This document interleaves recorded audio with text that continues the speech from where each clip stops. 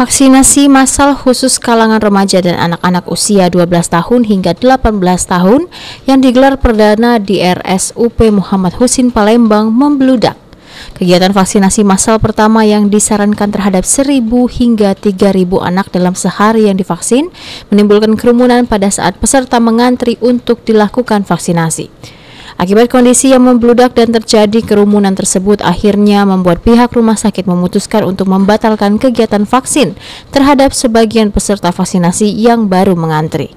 Pembatalan tersebut pun menuai ragam protes hingga nyaris menimbulkan kerusuhan dari peserta vaksin yang mengaku sudah menunggu berjam-jam mengantri untuk divaksin. Namun dibatalkannya sepihak oleh pihak rumah sakit dan akan dilanjutkan di hari selanjutnya yang dimulai pada Senin hingga Jumat mendatang. Sampai di sini kami mohon maaf, kita selesaikan sampai di sini. Yang tidak ada di sini tetap bubar. Sampai bahwa itu hari Senin sampai Jumat kita mengadakan vaksinasi hari apapun alasannya, ya, kami takut Anda kena COVID.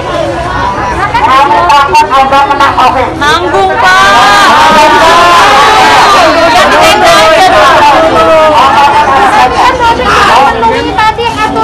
Kami takut Anda kena COVID. Loh, ini kan sudah bergerak. Sudah. Ada yang di sana, Pak.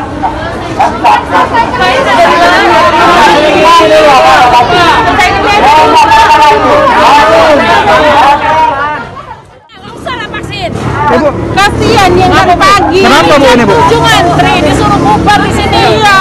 Sistemnya salah. Ditolak. Kalau enggak batalin semuanya. Bubar. Sudah nunggu berapa lama Bu? Dari jam 7 saya nunggu. Dari jam 7 Bu ya? Ada sampai jam 5. Sesuai dengan antrian tadi. Itu namanya itu. Jangan